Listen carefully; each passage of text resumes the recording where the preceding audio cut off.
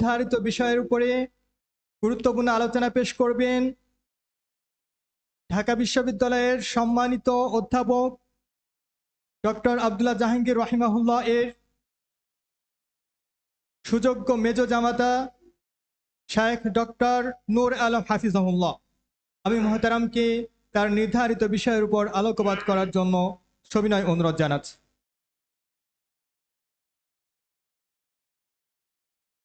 আসসালামু আলাইকুম ওয়া রাহমাতুল্লাহি ওয়া বারাকাতুহু। ইন্নাল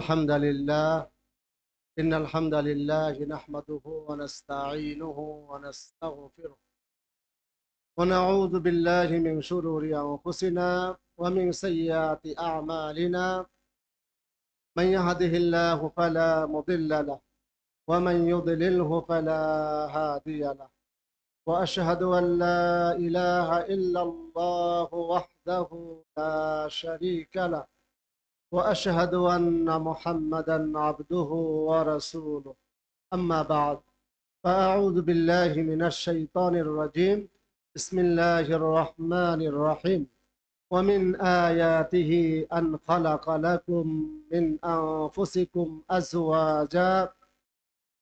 أزواجا لتسكنوا إليها وجعل بينكم مودة ورحمة إن في ذلك لآيات لقوم يتفكرون. وقال رسول الله صلى الله عليه وسلم كلكم راع وكلكم مسؤول عن رعيته فالإمام راع وهو مسؤول عن رعيته والرجل في أهله راع وهو مسؤول عن رعيته والمرأة في بيت أهلها والمرأة في بيت زوجها راعية ومسؤولة عن رعيتها والخادم في مال سيده راع وهو مسؤول عن رعيته فكلكم راع وكلكم مسؤول عن رعيته أو كما قال عليه الصلاة والسلام.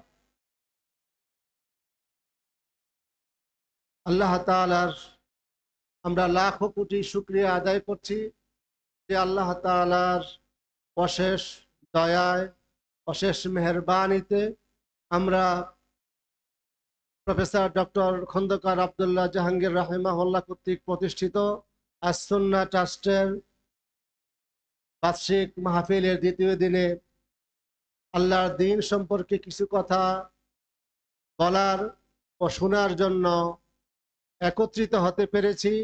আল্লাহ তাআলার কাছে কালেমাতুশ শুকর আদায় করে পড়ি আলহামদুলিল্লাহ। হাজরিন,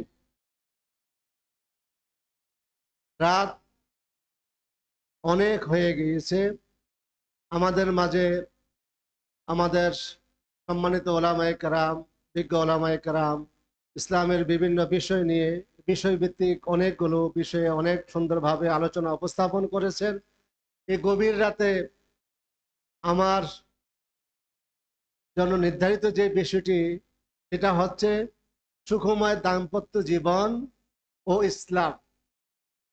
তো এই গভীর রাত্রে এই শীতের সময়ে আপনারা কথা শুনতে শুনতে অনেকটাই বিরক্ত হয়ে গিয়েছেন। তো আমি চেষ্টা করব অতি অল্প সময়ের মধ্যে আমার আলোচনা শেষ করার। ওমা তৌফিক ইল্লা বিল্লাহ। হাজরিন, ইসলাম পৃথিবীর একমাত্র ধর্ম, একমাত্র জীবন বিধান যেটার মধ্যে সব জিনিসের কি আছে, সব বিষয়ের বর্ণনা আছে। মানব জীবনে যত সমস্যা আছে এবং সেগুলোর সমাধানগুলো আল্লাহ তাআলা সেগুলো দিয়ে দিয়েছেন। কিসের মাধ্যমে? আল কোরআনের মাধ্যমে। এবং নবী সাল্লাল্লাহু আলাইহি ওয়াসাল্লাম সেগুলোর ব্যাখ্যা করে গিয়েছেন, বাস্তবভাবে দেখিয়ে গিয়েছেন। তো ইসলাম হচ্ছে একটি পরিপূর্ণ জীবন বিধান। পৃথিবীর কোনো ধর্মে আমরা দেখি না ইসলামের মতন মানুষ জীবনের অতি ক্ষুদ্র থেকে অতি ক্ষুদ্র, বড় থেকে অতি বড় সব ধরনের বিষয়ের আলোচনা এসেছে এবং সূক্ষ্মভাবে এবং বিশুদ্ধভাবে। এটার কোনো প্রমাণ নেই।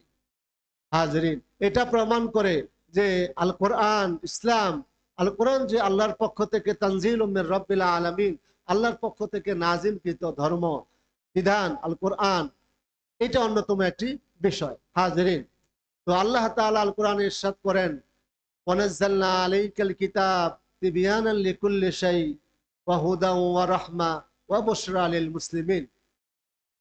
আল্লাহ বলেন, হে রাসূল, আমি আপনার প্রতি কোরআনকে নাজিল করেছি, কোরআনকে নাজিল করেছি। এই কোরআনে কি আছে? তিবয়ানান লিকুল্লি শাই, প্রতিটি বিষয়ের একেবারে সুস্পষ্ট বর্ণনা আছে। আর কি আছে? হুদা, হেদায়েত। আর কি আছে? রহমা, আল্লাহর পক্ষ থেকে অনুগ্রহ, রহমত। আর আছে ওয়া বুশরা লিল মুসলিমিন, আর মুসলমানদের জন্য আছে হচ্ছে সুসংবাদ। হাজরিন, তো এই জন্য ইসলামের আল কোরআনে প্রতিটি বিষয়ের বর্ণনা এসেছে। নবী সাল্লাল্লাহু আলাইহি ওয়াসাল্লাম প্রতিটি বিষয়ের কি করেছেন? পুঙ্খানুপুঙ্খভাবে ব্যাখ্যা বিশ্লেষণ করে গিয়েছেন। একবার নবী সাল্লাল্লাহু আলাইহি ওয়াসাল্লামের এক বিখ্যাত সাহাবী, আমরা সবাই নাম জানি, সালমান ফারসি রাদিয়াল্লাহু তাআলা আনহু, একবার ওনাকে এক ইহুদি জিজ্ঞাসা করলেন, কি ব্যাপার, তোমাদের ধর্ম দেখি সব জিনিসের বর্ণনা দেয়, সব কিছু আছে। তখন সালমান ফারসি রাদিয়াল্লাহু বলেন, হ্যাঁ, আমাদের ধর্মের সব কিছুর বর্ণনা আছে।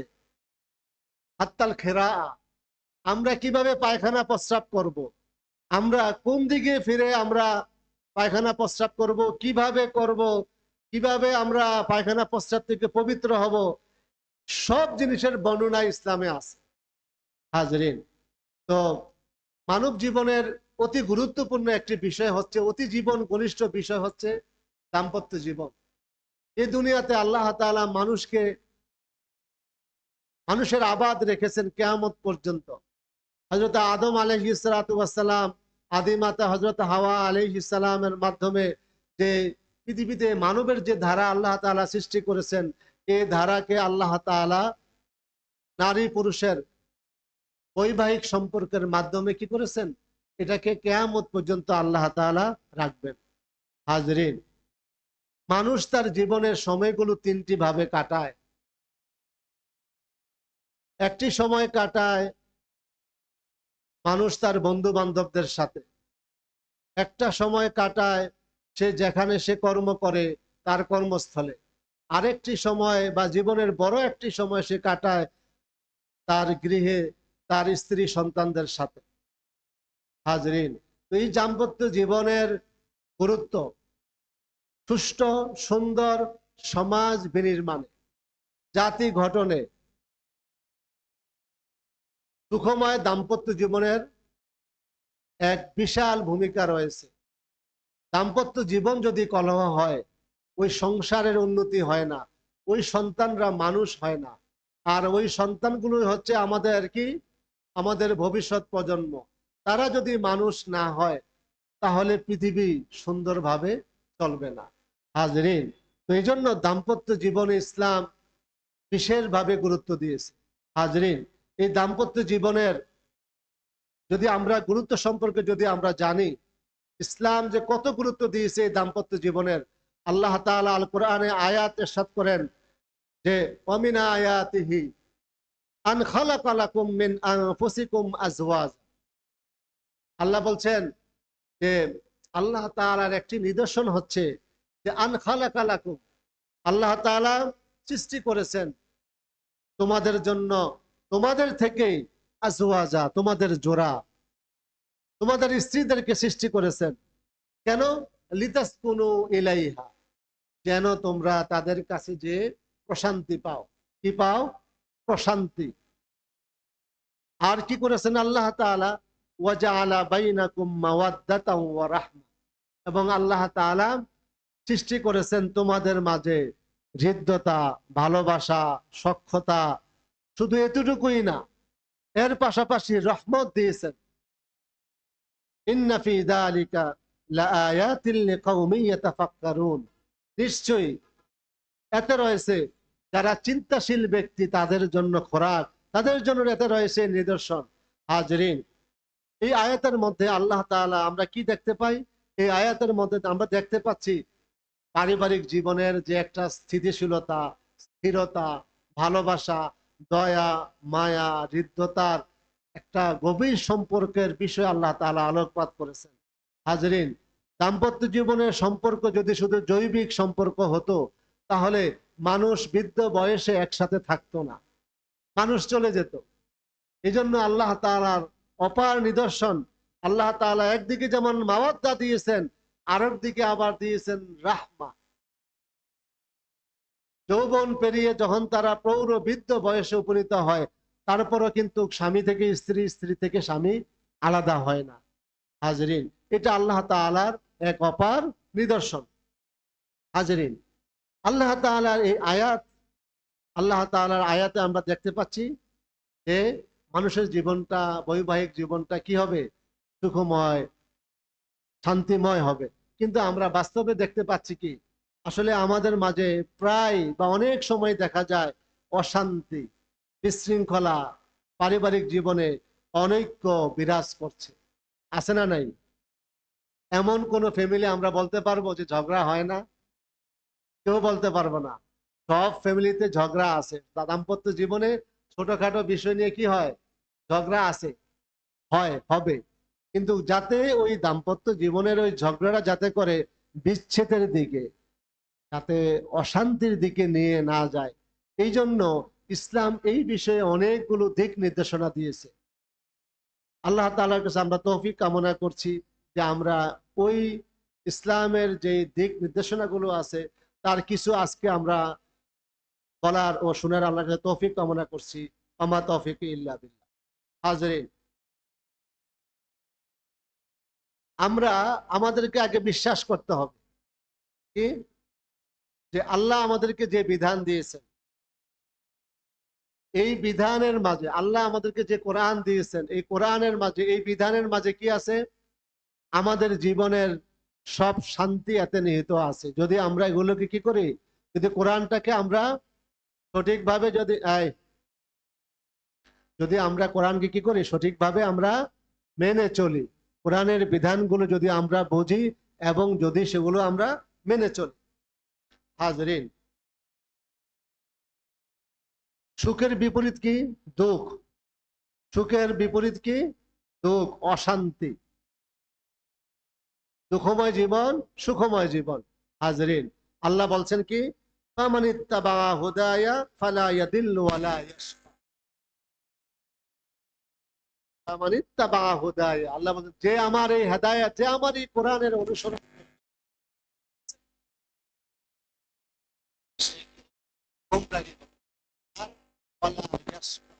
সে হতভাগা হবে না।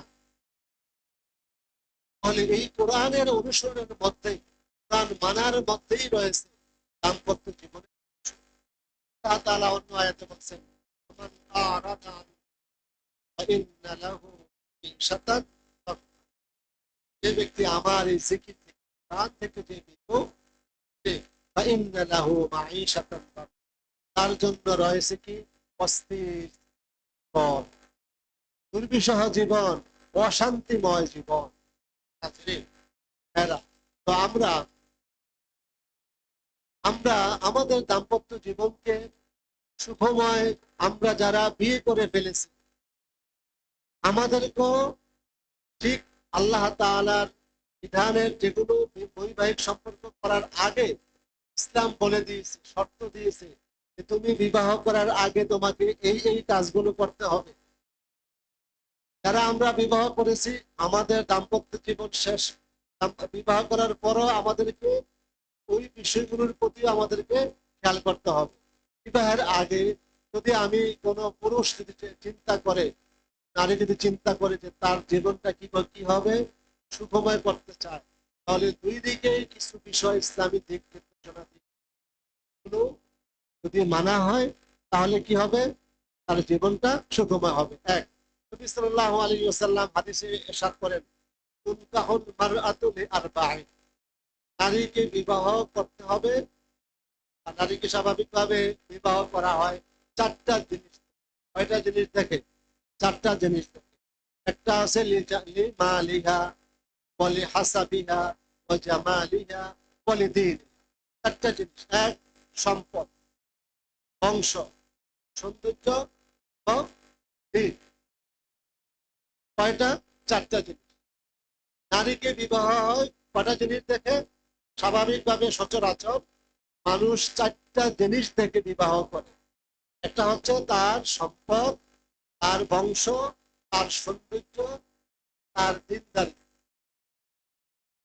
নবী সাল্লাল্লাহু আলাইহি ওয়াসাল্লাম বলছেন, ফাসফার বিযাতিদ দ্বীন তারিবাত ইয়াদা। এই চারটার ভিতরে রাসূল সাল্লাল্লাহু আলাইহি ওয়াসাল্লাম বলছেন সবার আগে তুমি দেখবে নারীর দিন দেখে বিয়ে করতে বলছেন সাল্লাল্লাহু আলাইহি। এটা হচ্ছে পুরুষ যখন নারীকে বিবাহ করবে এই বিষয়গুলোর প্রতি খেয়াল করবে। নারীরও কিছু পছন্দ থাকতে হবে দাম্পত্য জীবনকে সুখী করার জন্য। এক, নবী সাল্লাল্লাহু আলাইহি ওয়াসাল্লাম হাদিসে বলেছেন যে ইদা ইদা আতাকুম মান তারদাউনা খুলুকা ওয়া দীনা ফাজাউবিজু। ইদা আতাকুম, যখন তোমাদের কাছে আসবে কোন যুবক, কোন ব্যক্তি যখন তোমাদের কাছে বিবাহের প্রস্তাব নিয়ে আসবে, তোমার মেয়ের, তোমার বোনের, তোমার আত্মীয়ের যখন প্রস্তাব নিয়ে আসবে, মান তারদাউনা খুলুকা ওয়া দীনা, যার দিন এবং যার চরিত্র দেখে শুনে তুমি সন্তুষ্ট, তোমরা সন্তুষ্ট থাকবে, তাহলে কি করবে? ফাজাউবিজু, আর কিছুর দিকে তাকাবে না, তার সাথে তোমার ওই বোনকে, তোমার ওই মেয়েকে, তোমার ওই আত্মীয়কে বিয়ে দিয়ে দিবে। আর যদি না করো, ইল্লা তাফআলু তাকুন ফিতনা ফিল আরদি ওয়া ফাসাদুন আরিদ। রাওয়াহু ইবনু মাজাহ ওয়া তিরমিজি। ইমাম আলবানী রাহিমাহুল্লাহ হাদিসটিকে হাসান বলেছেন। তো যদি না করো তাহলে কি হবে? ইল্লা তাফআলু, যদি তোমরা না করো তাহলে তাকুন ফিতনাতুন ফিল আরদ, তাহলে জমিনের ভিতরে ফিতনা হবে। আর কি হবে? ফাসাদ, ফিতনা ফাসাদ, ব্যাপক ফিতনা ফাসাদ সৃষ্টি হবে। হাজরিন, আজকে আমি এই দুইটা যে হাদিস বললাম নবী সাল্লাল্লাহু আলাইহি ওয়াসাল্লামের, এই আলোকে কিছু কথা শুধু বলে আজকে শেষ করব ইনশাআল্লাহ। বাকি আলোচনা আপনারা বিরক্ত হবেন, রাত অনেক হয়ে যাচ্ছে, তো বেশি রাত ওয়াজ করা আসলে সেটা সুন্নাহ না। তো তবে আপনাদের ঝিনাইদহবাসীর কাছে আমাদের প্রত্যাশা হচ্ছে আপনারা সংখ্যায় আরো বেশি থাকবেন। যেটা আসলে আমার শ্বশুর রাহমাহুল্লাহ রেখে যাওয়া এই প্রতিষ্ঠানে সংখ্যাটা আমরা দেখতেছি যে পুরুষের তুলনায় নারীর সংখ্যাটা আমার কাছে মনে হয় অনেক বেশি। পর্দার আলে আমাদের অনেক মা বোনেরা আছেন, আলহামদুলিল্লাহ, জাযাকুমুল্লাহ খায়রান। আপনারা সবাই মনোযোগ সহকারে সেই বিকাল থেকেই বলা যায় ওনারা এসেছেন, আলোচনা শুনছেন। আল্লাহ তাআলা আপনাদের জীবনকে ইসলামী জিন্দেগানি দান করুন, সকলে বলে আমিন। হাজরিন, তো যেটা বলতেছিলাম, আজকে আমাদের সমাজে আমরা কি দেখে বিয়ে দিই? প্রথমেই আমাদের অশান্তি। প্রথমে আমরা বিয়ের সময় যেটা দেখি, সবার আগে নজর পড়ে সৌন্দর্যের দিকে, সবার আগে নজর পড়ে সম্পদের দিকে, যে এই নারীর কেমন সম্পদ আছে, এই নারী দেখতে সুন্দর, দিন আছে কিনা, সেটা আমরা একবারের জন্য দেখি না। ভাইরা, হাদিসে আসছে, আমরা সবাই জানি, ছোট্ট হাদিস, ইন্নামাল আমালু বিন্নিয়াত। আপনি যেই উদ্দেশ্যে বিয়ে করেছেন, ঠিক আপনি সেটাই আপনি বিয়ের পরে পাবেন। এটা মাথায় রাখতে হবে, এটা মাথায় রাখতে হবে।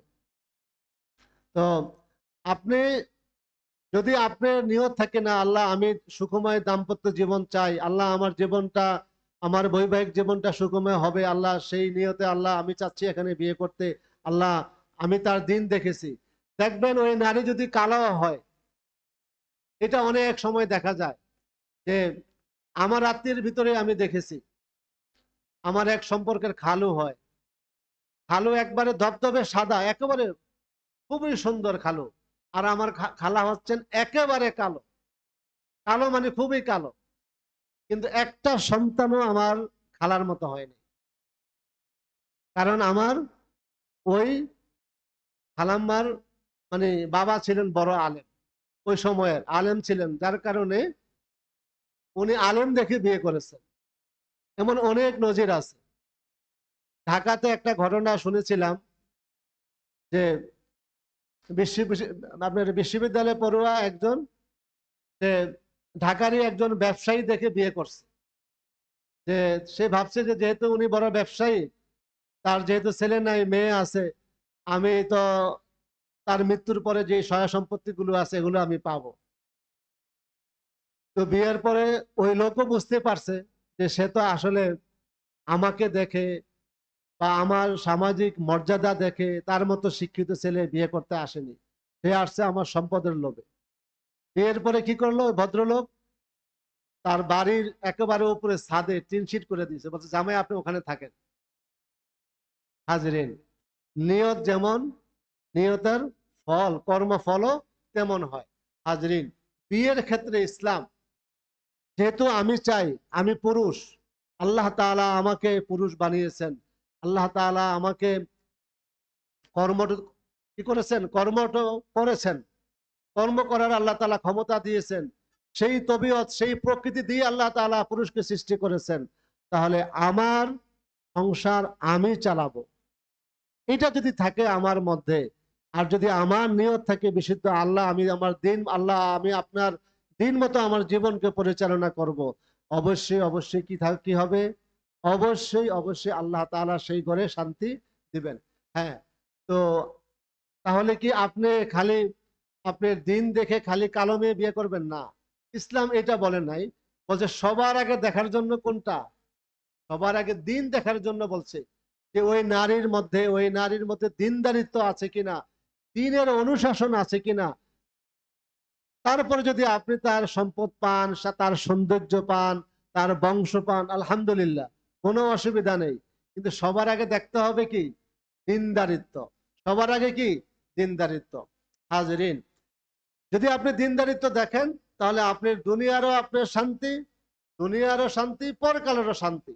আর যদি আপনি দিনদারিত্ব ছাড়া বিয়ে করতে যান, হাজরিন, তাহলে আপনার ভিতরে দুনিয়া তো অশান্তি, পরকালও অশান্তি। দুনিয়ার অশান্তিটা কিভাবে শুরু হয়, আপনারা আমার কথাকে মা বোনেরা অন্যভাবে নেবেন না। প্রথম অশান্তিটা শুরু হয় বউ এবং শাশুড়ির ঝগড়ার মাধ্যমে। কিসের মাধ্যমে, বউ এবং শাশুড়ির ঝগড়ার মাধ্যমে।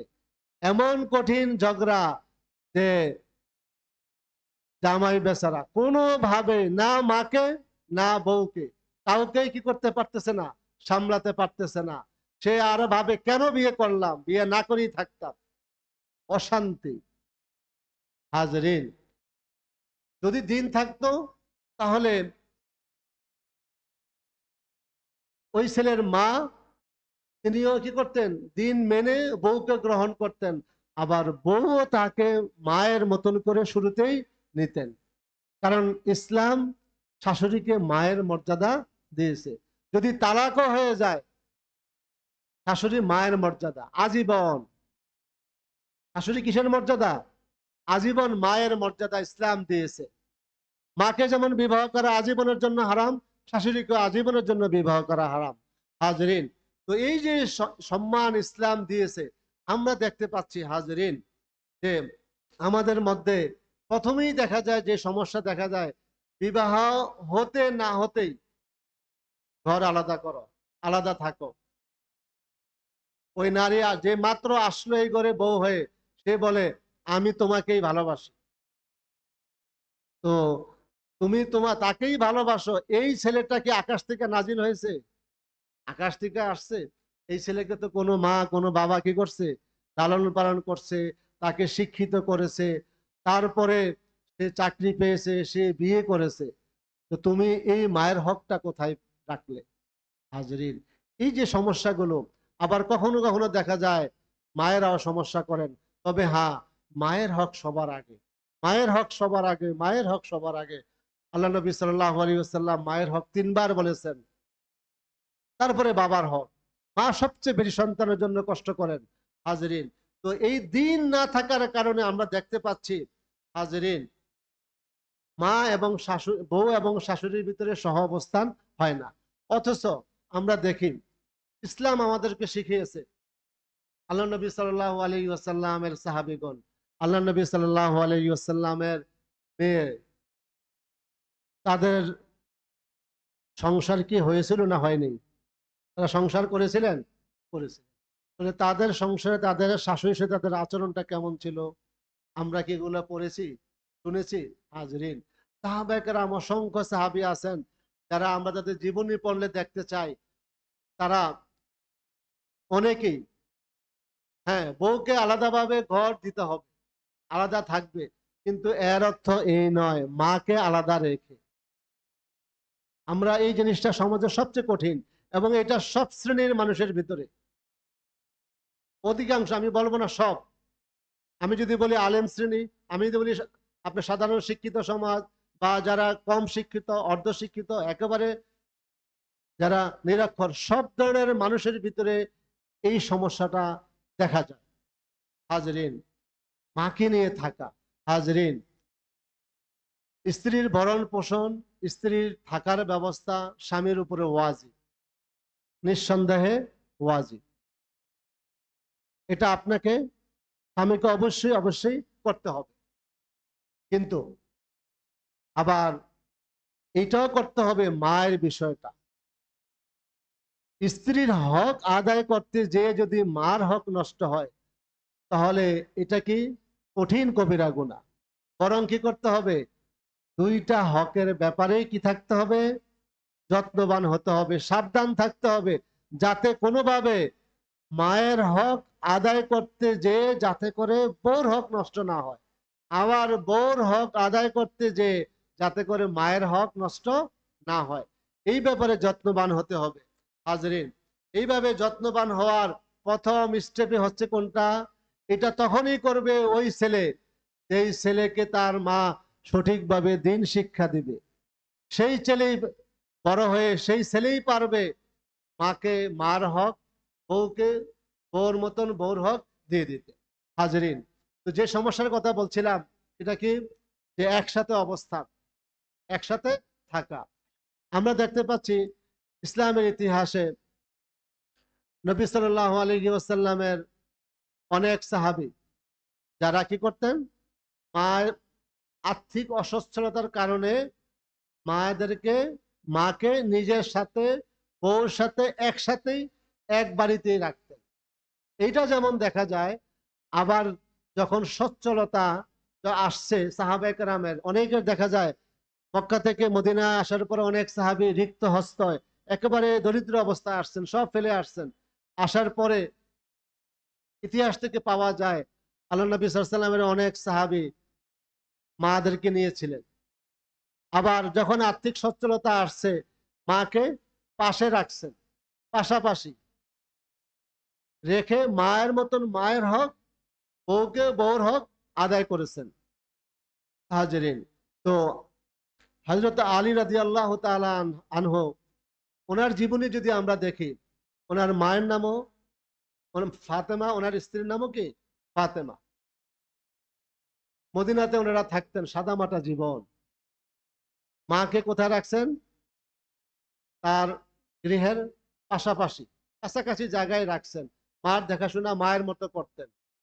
আমাদের বর্তমান সমাজের মধ্যে তো এত বড় অট্টালিকা, দোতলা, তিনতলা, চারতলা এমন ছিল না, তাদের জীবনটা ছিল সাদামাটা।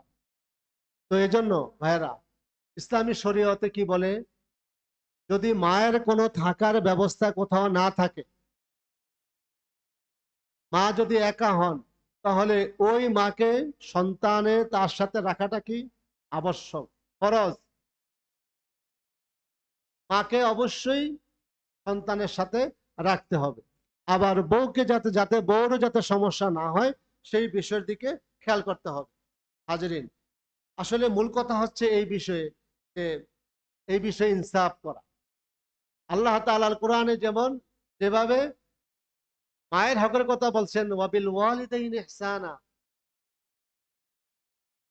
যে মার প্রতি কি করা, বাবা মায়ের প্রতি ইহসান করার কথা বলছেন। আবার অন্যদিকে আল্লাহ তাআলা স্ত্রীর হকের ব্যাপারে বলছেন, ওয়াশিরুহুন্না বিল মারুফ, তোমরা তাদের সাথে উত্তম ব্যবহার করবে, উত্তম আচরণ করবে। হাজরিন, তো এই জন্য আমাদের কি করতে হবে, বিয়ের পূর্বে আমাদেরকে দ্বীনের বিষয়গুলো, বিবাহের যে বিষয়গুলো আছে, বিবাহ সংশ্লিষ্ট বিষয়গুলো আমাদেরকে অবশ্যই অবশ্যই জানতে হবে। এগুলো জানলে কি হবে, আমাদের দাম্পত্য জীবনটা আমরা সুখময় করার চেষ্টা করতে পারবো। আল্লাহ তাআলা তৌফিক কামনা করছি। হাজরিন, তো এবার আসি, দাম্পত্য জীবন আমাদের শুরু হয়ে গেছে, বিবাহ করলাম, বিবাহ করার পরে কিন্তু ওই বিষয়গুলো দেখে আর বিয়ে করলাম না। কোন বিষয়গুলো ইসলাম যেগুলো বলছিল যে প্রথমে দেখতে হবে সবার আগে দিন, তারপরে যদি সৌন্দর্য, তারপরে সম্পদ, বংশ পাওয়া যায় আলহামদুলিল্লাহ, কিন্তু আমি এগুলো না দেখে বিয়ে করেছি। এখন দাম্পত্য জীবনে কলহ আছে, এই কলহগুলো দূর করতে হলে কি কি করতে হবে? সেই ঘুরে ফিরে কোন দিকে যেতে হবে? কোরআনের দিকে, হাদিসের দিকে। ইসলামের বিভিন্ন বিষয়গুলো ওই স্বামীকে শিখতে হবে, আস্তে আস্তে তার স্ত্রীকেও সেগুলো শিখাতে হবে। ধীরে ধীরে একে অপরের জন্য দোয়া করতে হবে, সালাত আদায় করতে হবে, দোয়া করতে হবে। আল্লাহ, আমাদের পূর্বের জীবনে যে ভুল ভ্রান্তিগুলো হয়েছে, আল্লাহ আপনি ক্ষমা করুন। আল্লাহ আপনি আমাদেরকে, আমাদের দাম্পত্য জীবনকে সুখময় করুন। আল্লাহ, আমরা আমাদের ভুলগুলো বুঝতে পেরেছি। এর পাশাপাশি আমাদের যেই বিষয়গুলো ইসলাম উদ্বুদ্ধ করেছে দাম্পত্য জীবনকে সুখময় করার জন্য, সেই কাজগুলো করতে হবে। সেটা কি? পরস্পরের প্রতি শ্রদ্ধা, স্নেহ, ভালোবাসা থাকতে হবে। কি থাকতে হবে? পরস্পরের প্রতি শ্রদ্ধা, স্নেহ, ভালোবাসা থাকতে হবে। এটা প্রথম ধাপে কি আসে? প্রথমে যেটা আসে, স্বামীকে কি করতে হবে? শ্বশুর বাড়ির আত্মীয় স্বজনের প্রতি সম্পর্ক ভালো রাখতে হবে, শ্রদ্ধা করতে হবে, স্নেহ করতে হবে। আবার স্ত্রীকে কি করতে হবে? স্বামীর বাড়ির যারা আত্মীয় স্বজন আছে স্বামীর, এদের সম্পর্কে কি করতে হবে? সুধারণা রাখতে হবে, শ্রদ্ধা করতে হবে। এটা হলো প্রথম ধাপ। প্রথমে হচ্ছে স্বামী স্ত্রী একে অপরের প্রতি শ্রদ্ধাশীল থাকবে। 2 নম্বর হচ্ছে উভয়ের ফ্যামিলির প্রতি কি থাকতে হবে? শ্রদ্ধা, স্নেহ থাকতে হবে। তারপরে হচ্ছে গুরুত্ব দেওয়া। স্বামীর যে কোনো বিষয় স্ত্রীকে কি করতে হবে? গুরুত্বের সাথে নিতে হবে। অন্য অন্যান্য যে বিষয়গুলো আছে সেই বিষয়গুলোর থেকে অধিকতর বেশি গুরুত্ব দিয়ে কি করতে হবে? স্ত্রীর কথাটা শুনতে হবে। আবার স্ত্রীকে স্বামীর সংশ্লিষ্ট বিষয়টাকেও খুব গুরুত্বের সাথে কি করতে হবে? শুনতে হবে। হাজরিন, এটা আজকে আমাদের সমাজে বড় অভাব। বিশেষ করে দেখা যায় যদি স্বামী বিদেশ থাকে, তাহলে এই সম্পর্কের ভিতরে, এই গুরুত্বের ভিতরে, এই পারিবারিক সম্পর্কের ক্ষেত্রে, যোগাযোগের ক্ষেত্রে কি হয়? একটা বিশাল ভাটা পড়ে। হাজরিন, এই ভাটাটাই এক সময় কি হয়? দাম্পত্য কলহের দিকে, দাম্পত্য কলহ এক সময় বিবাহ বিচ্ছেদের দিকে নিয়ে যায়। নাউজুবিল্লাহ। হাজরিন, তারপরে হচ্ছে কি করতে হবে? পরস্পরকে সাহায্য সহযোগিতা করতে হবে। একজনে আরেকজনের কাজে আগে আসতে হবে। এই দুনিয়াতে যত কাজ আছে, এই কাজের অর্ধেক কাজ আমাদের মা বোনদের, নারী সমাজের। অর্ধেক পুরুষ, অর্ধেক নারী। অতএব যে কাজগুলো ভালো সুন্দর, সে কাজগুলো যদি আমার স্ত্রী করে, সেগুলোকে আমাকে অবশ্যই হেল্প করতে হবে। আবার একজন নারীকেও বুঝতে হবে যে না, আমার স্বামীর ভালো যতগুলো কাজ আছে সেই কাজগুলোতে আমি সমঅংশীদার থাকবো। সেটা হতে পারে কথা দিয়ে, হতে পারে বুদ্ধি দিয়ে, হতে পারে কোনো পরামর্শ দিয়ে, নানাভাবে একে অপরের কি করতে হবে? সাহায্য সহযোগিতা করতে হবে। হাজরিন, তারপরে সবচেয়ে বড় যে বিষয়টা আসে সেটা হচ্ছে পারিবারিক দায়িত্ব, কর্তব্য। একটা মানুষ যদি বৈবাহিক জীবনে হালাল ভাবে ইসলামের উপর থেকে যদি তিনি তার জীবনকে কাটাতে চান, ভাইরা, আমরা যারা কাটাই আমরা সবাই জানি, বা যারা আমরা বিবাহ করেছি আমরা জানি এটা অনেক কঠিন। সব দিকগুলোকে ঠিকঠাক করে সমাজে চলা অনেক কঠিন। একটা পুরুষের অনেকগুলো হক থাকে, নারীর অতগুলো হক থাকে না। পুরুষের প্রাপ্তবয়স্ক হওয়ার পরে বাবার হক থাকে, মায়ের হক থাকে, বোনের হক থাকে, ভাইয়ের হক থাকে, সমাজের হক থাকে, নানা হক থাকে। আর একজন পুরুষ সে দায়িত্বশীল। পুরুষের যে দায়িত্বগুলো আছে, কাজগুলো আছে, দাম্পত্য জীবনকে যদি কোনো নারী সুখময় করতে চায়, তাহলে তাকে অবশ্যই কি করতে হবে? পুরুষের কাজে সাহায্য সহযোগিতা করা। যদিও এটা আবশ্যক না। এটা কি না? আবশ্যক না। কারণ নারীর থাকা, খাওয়া, বাসস্থান যা আছে এগুলোর ব্যবস্থা করা কার দায়িত্ব? পুরুষের দায়িত্ব। কার দায়িত্ব? স্বামীর দায়িত্ব। তারপরও এগুলো নারী করলে কি হয়? পারস্পরিক সম্পর্ক, হৃদ্যতা, ভালোবাসাটা কি হয়? বাড়ে। কি হয়? হৃদ্যতা, ভালোবাসার সম্পর্কটা বাড়ে। আমরা দেখতে পাচ্ছি ইসলামের প্রথম খলিফা হযরত আবু বকর সিদ্দিক রাদিয়াল্লাহু তাআলা আনহু, ওনার মেয়ে আসমা বিনতে আবি বকর রাদিয়াল্লাহু তাআলা আনহা, কি নাম? আসমা। তার স্বামীর নাম কি? জুবাইর ইবনুল আওয়াম, আশারা মুবাশশারার একজন বিখ্যাত সাহাবী। উনি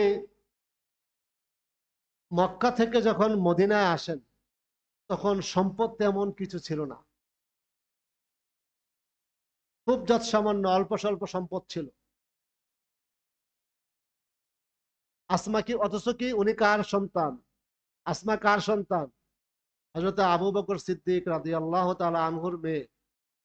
তিনি মক্কা থেকে হিজরতের সময় কত স্বর্ণ মুদ্রা নিয়ে এসেছিলেন? 40,000। কত হাজার? ইতিহাসে এসেছে কত হাজার? 40,000 স্বর্ণ মুদ্রা নিয়ে মক্কা থেকে মদিনায় নবী সাল্লাল্লাহু আলাইহি ওয়াসাল্লামের সাথে এসেছেন। এগুলো কি উনি ওনার আত্মীয় স্বজনকে দিয়েছেন? দেননি। কাকে দিয়েছেন?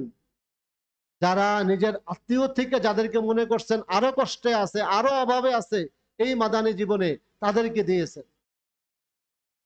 এই জন্য আমরা দেখি হযরত আসমা রাদিয়াল্লাহু তাআলা আনহা কি করছেন? হযরত জুবাইর রাদিয়াল্লাহু আনহুর কি ছিল? উট, ঘোড়া। তিনি কি করতেন? এই ঘোড়ার জন্য তিনি পশু খাদ্য সংগ্রহের জন্য মাঠে যেতেন।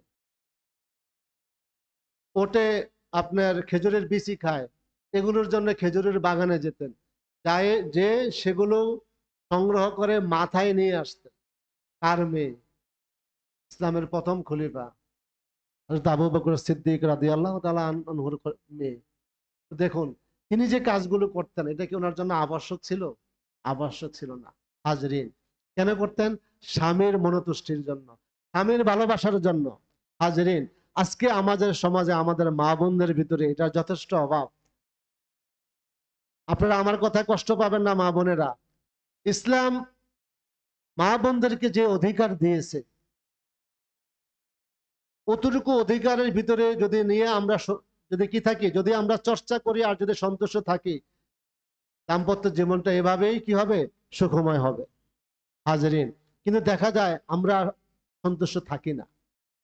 আমরা মনে করি ইসলামে অধিকার দিয়েছে, তুমি আমাকে কেন দিবা না? হাজরিন, আমাদেরকে বুঝতে হবে, মা বোনদেরকে বুঝতে হবে যে আমাদেরকে, যে আপনার স্বামীর মানে সাধ্য কতটুকু আছে করার, তার যোগ্যতা কতটুকু আছে, কোন কাজ তিনি কতটুকু, তার মাসিক ইনকাম কতটুকু, তিনি কিভাবে চলছেন, এই বিষয়ের প্রতি অবশ্যই আপনাকে দেখে চলতে হবে। হাজরিন, তাহলে দেখবেন, এটাকে বলা হয় সহজ বাংলা আয় বুঝে ব্যয় করা। এটা যদি আপনি করতে পারেন, দেখবেন আপনার ঘরে শান্তি এইভাবে আসবে। হাজরিন, তো এই জন্য আমাদেরকে কি করতে হবে? আমাদেরকে, মা বোনদেরকে বলছি, আমাদেরকে স্বামীর কাজে, যদিও সেটা আপনার উপরে আবশ্যক না, ফরজ না, ওয়াজিব না, কিন্তু স্বামীর সন্তুষ্টির জন্য, স্বামীর ভালোবাসার জন্য, দাম্পত্য সম্পর্ককে মজবুত করার জন্য আপনাদের উচিত হবে স্বামীর বিভিন্ন কাজে সহযোগিতা করা। হাজরিন, তো এই কাজটুকু যদি আমরা করতে পারি, দেখবেন আপনার জীবনটা কত সুখময় হয়। আরেকটা বিষয়,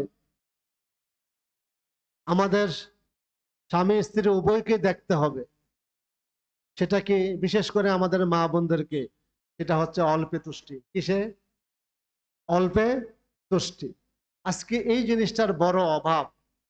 অল্পে তুষ্টির বিপরীতে আমাদের সমাজে, আমাদের এই সোশ্যাল মিডিয়ার এই যুগে, এই প্রিন্ট মিডিয়ার যুগে আমরা দেখতে পাচ্ছি, আমরা এই যুগে, আমরা এই সময় আমরা দেখি বেশি, আমাদের প্রত্যাশা বেশি, প্রাপ্তি কম, এবং আমরা সবাই এগুলো দ্বারা বায়াস্ট হই। সেটা কেমন? আমরা সব সময় দেখি অমুকে এটা করছে, অমুকে এটা করছে, অমুকের এই ফ্ল্যাট হয়েছে, অমুকের বাড়ি, অমুকের সন্তান মানুষ হয়ে গেছে। নানা দিকের বিষয়গুলো আমরা মা বোনরা আমাদের আপনাদের স্বামীদেরকে বলেন। এতে কি হয়? একটা প্রতিযোগিতা। যে অবস্থায় আছেন ওই অবস্থায় কি আমরা কি থাকি না? আমরা সন্তুষ্ট থাকি না। হাজরিন, এই কারণে দেখা যায় দাম্পত্য জীবনে সুখ আসে না। নবী সাল্লাল্লাহু আলাইহি ওয়াসাল্লাম বলছেন, ইন্নাল্লাহা লা ইয়ারদা আনিল আবদ আন ইয়াকুলাল আকালা ফায়াহমাদুহু আলাইহা আও ইয়াশরাব আশ-শুরবা আও ইয়াশরাব আশ-শুরবা ফায়াহমাদুহু আলাইহা।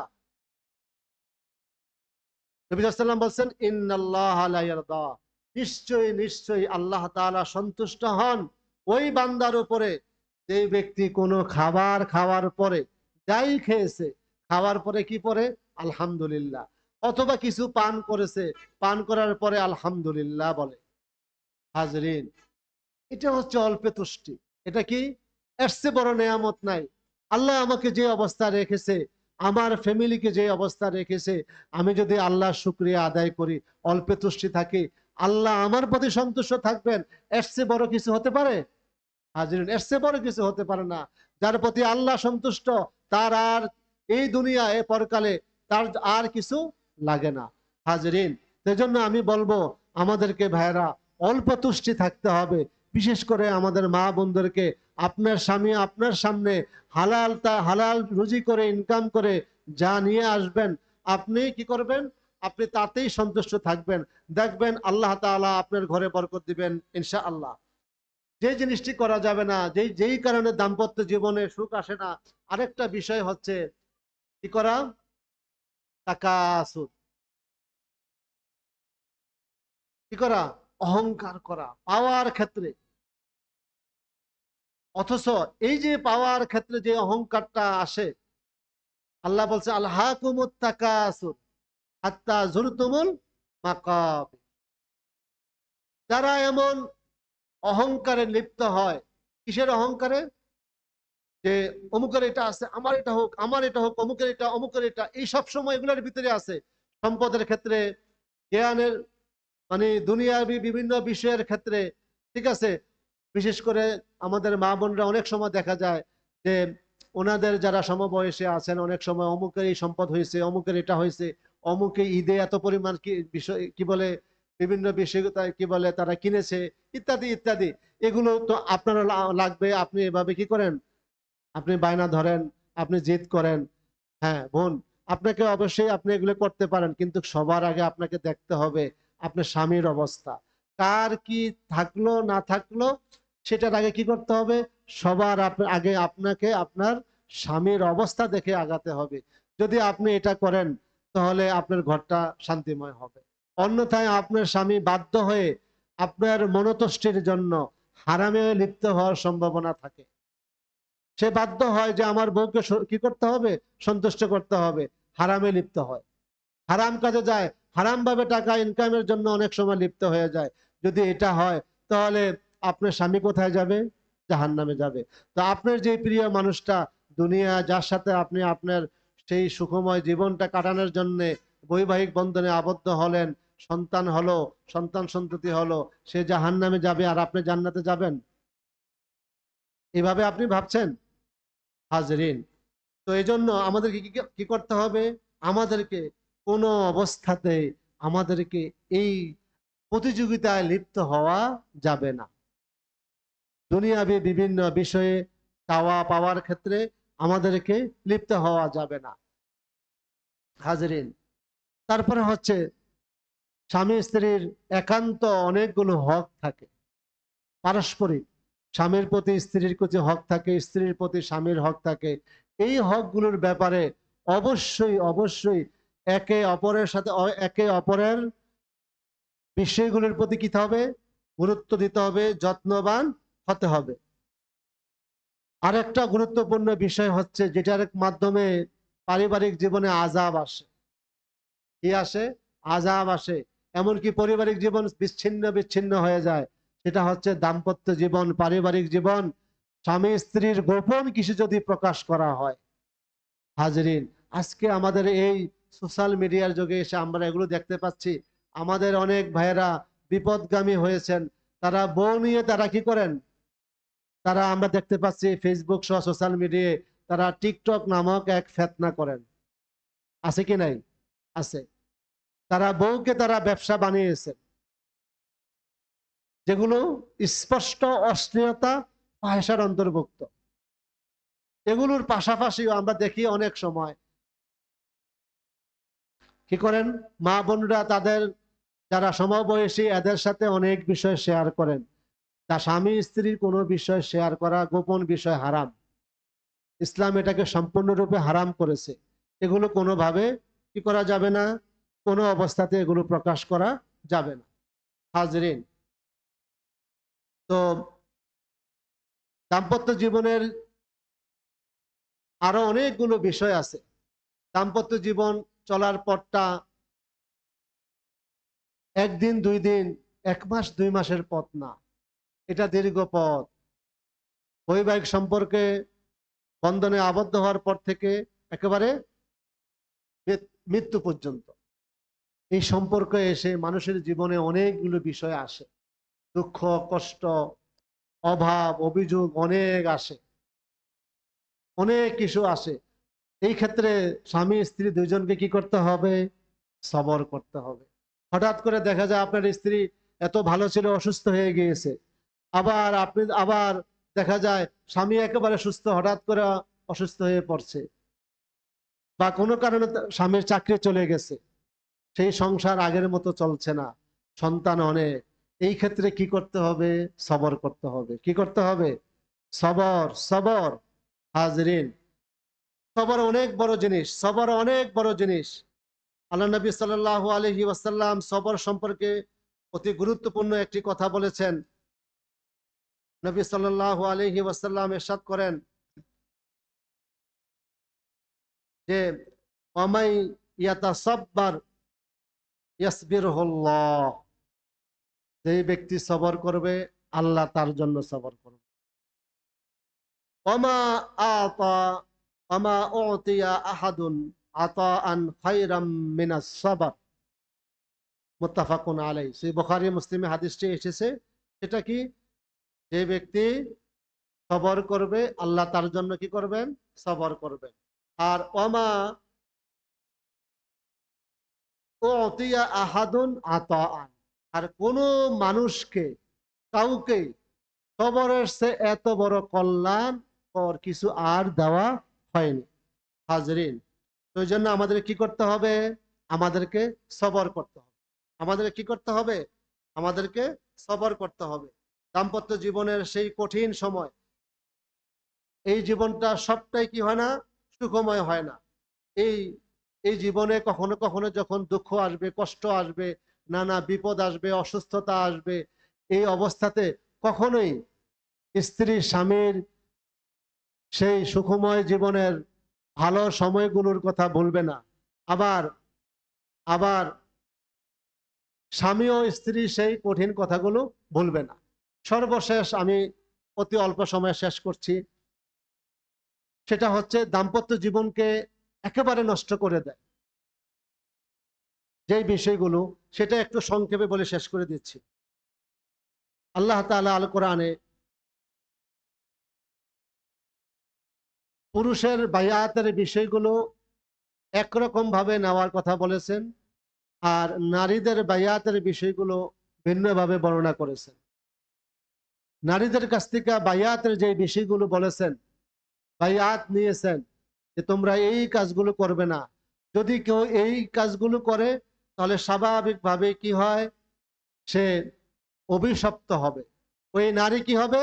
অভিশপ্ত। তার দুনিয়ার জীবনও শেষ, পরকালের জীবনও শেষ। মা বোনদেরকে বলছি, এই বিষয়গুলোর ব্যাপারে অবশ্যই অবশ্যই আমাদেরকে সাবধান থাকতে হবে। তো এই বিষয়গুলো কি কি?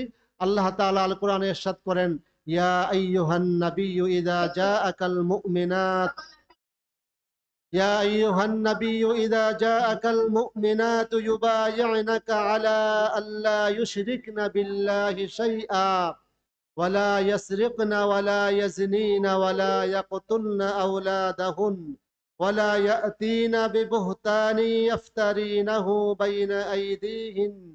بين أيديهن وأرجلهن ولا يعصينك في معروف فبايعهن واستغفر لهن الله إن الله غفور رحيم. হাজরিন, এই আয়াতে আল্লাহ তার নবীকে লক্ষ্য করে বলেন, হে নবী, ইজা জাআকাল মুমিনাত, মুমিন নারীরা যখন আপনার কাছে বায়াত নিতে আসবে, আপনি তখন তাদের কাছে বায়াত নেবেন। কি বায়াত নেবেন? 1 নম্বর, আল্লাহ ইউশরিকনা বিল্লাহি শাইআ, তারা আল্লাহর সাথে কাউকে কি করবে না? শরীক করবে না। 1 নম্বর বায়াত। 2 নম্বর কি? হাজরিন দেখুন, একটা আল্লাহর হক, এটা কি? আল্লাহর সাথে শরীক করা। শিরকের বিষয়ে আলোচনা করে আমার আগের বক্তা আলোচনা করে গেছেন, আমি কিছু এই বিষয়ে আর বলবো না, জাস্ট অন্য বিষয়গুলো আমি একটু বলছি গুরুত্বের সাথে। এটা হচ্ছে দ্বিতীয় যে বিষয়টা, সেটা কি বলা হয়েছে? ওয়ালা ইয়াসরিকনা, চুরি না করা। স্বামীর দায়িত্বই হচ্ছে আপনার সবকিছু মিটানো। আপনার যত ধরনের অভাব আছে সবগুলো কে মিটাবে? স্বামীর দায়িত্ব। এজন্য কোনোভাবে স্বামীর কাছ থেকে আপনার যদি প্রয়োজন হয়, অবশ্যই আপনাকে স্বামীর কাছ থেকে বলে নিতে হবে। 3 নম্বর হচ্ছে ওয়ালা ইয়াসনিন, কি করা যাবে না? জিনা, ব্যভিচার করা যাবে না। জিনা, ব্যভিচার করা যাবে না। বিবাহের পরে যদি জিনা ব্যভিচার করে, তার শাস্তি কি? পাথর মেরে, ইসলামী শরীয়তের শাস্তি হলো পাথর মেরে ফেলা। কঠিন শাস্তি, কারণ এটা সমাজের এটা সবচেয়ে কঠিনতম একটা ভেদি, যার কারণে তার শাস্তিও সবচেয়ে কঠিন। হাজির, আমি সংক্ষেপে শুধু বলছি। তারপর কি? ওয়ালা ইয়াকতুলনা আওলাদাহুন্না, সন্তানদের হত্যা করা যাবে না। নারীর কাছ থেকে কি বায়াত নিচ্ছেন নবী সাল্লাল্লাহু আলাইহি ওয়াসাল্লাম? যে শিরক করা যাবে না, চুরি করা যাবে না, জিনা করা যাবে না, এবং সন্তান হত্যা করা যাবে না। তারপরে কি? ওয়ালা ইয়াতিনা বিবুহতানি ইফতারিনাহু বাইনা আইদিহিন্না ওয়া আরজুলিহিন্না। এরপরেরটা হচ্ছে কি? এই আয়াতের অর্থ হচ্ছে কি? অন্যের সন্তানকে স্বামীর সন্তান বলে চালিয়ে দেওয়া। অন্যের সন্তানকে কি করা? স্বামীর সন্তান বলে চালিয়ে দেওয়া। তারপরেরটা কি? ওয়ালা ইয়াসিনাকা ফি মারুফ, এবং যত ভালো কাজ আছে, কল্যাণকর কাজ আছে, এগুলোর ব্যাপারে রাসূলের বিরুদ্ধে যাওয়া যাবে না, রাসূলের বিরুদ্ধচারণ করা যাবে না। ফাবাইহুন্না, এর ভিত্তিতে হে রাসূল আপনি তাদের কাছ থেকে বায়াত নিন। ওয়াস্তাগফির লাহুন্নাল্লাহ, এবং তাদের জন্য আপনি আল্লাহর কাছে ক্ষমা প্রার্থনা করুন। ইন্নাল্লাহা গাফুরুর রহিম, নিশ্চয়ই আল্লাহ তাআলা ক্ষমাশীল এবং দয়াময়। হাজরিন, আমি আপনার কাছে যে আয়াতটা পড়লাম, এই আয়াতের মধ্যে আমরা দেখতে পাচ্ছি যে আমাদের মা বোনদের সাথে কতগুলো কঠিন বিষয় জড়িত, কঠিন এবং গুরুত্বপূর্ণ বিষয়। একটা হচ্ছে জিনা ব্যভিচার, তারপরে হচ্ছে এটা নারী পুরুষ উভয় দিক থেকে আসে, কিন্তু স্বাভাবিকভাবে এটা বেশিরভাগ কার দিক থেকে আসে? এটার চাওয়াটা বা এটা কার দিক থেকে আসে? নারীর দিক থেকে। এই জন্য আল্লাহ তাআলা এই বিষয়টা এভাবে উল্লেখ করেছেন। আমরা দেখতে পাচ্ছি সন্তান হত্যা করা। সন্তান হত্যা করা মানে কি? ভ্রূণ হত্যা করা। সন্তানের যখন একটা আকৃতি এসে যায় মায়ের গর্ভে, হাজরিন, তখন আমরা দেখি বর্তমান সময়ে কি করা হয়? নানাভাবে বিভিন্ন হাসপাতাল, ডায়াগনস্টিক সেন্টারে যে এই অপকর্মগুলো করা হয়। হাজরিন, সন্তান যদি জারজ হয়, ওই সন্তানকে কোনোভাবে হত্যা করা যাবে না। এটা জারজ সন্তান, আপনি জিনা ব্যভিচার করেছেন, এটা একটা যেমন মহাপাপ, আরেকটা পাপ হচ্ছে আপনি সন্তান হত্যা করেছেন। এই সন্তানকে দুনিয়া আসার জন্য আপনি তার কি হয়েছেন? বাধা হয়ে দাঁড়িয়েছেন।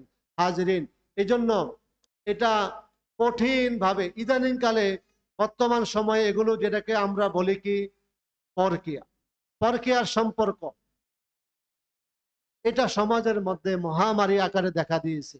যার কারণে আমরা দেখতে পাচ্ছি দাম্পত্য সম্পর্ক সুখময়ের জায়গায় এখন কি হয়ে গেছে, বিস্ময় হয়ে গেছে, ভয়াবহ রূপ ধারণ করেছে।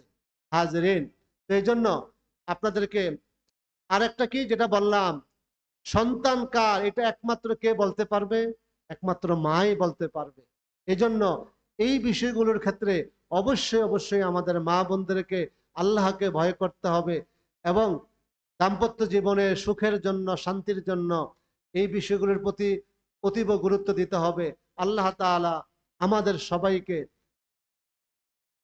ইসলামের বিধান মেনে রাসূলের সুন্নাহ মতো আমাদের জীবনকে গড়ার, বিশেষ করে আমাদের দাম্পত্য জীবনকে গড়ার, আমাদের দাম্পত্য জীবনকে সুখময় করার আল্লাহ তাআলার কাছে আমরা তৌফিক কামনা করি। এখানে আমি আমার বক্তব্য শেষ করছি। আসসালামু আলাইকুম ওয়া রাহমাতুল্লাহি ওয়া বারাকাতুহু।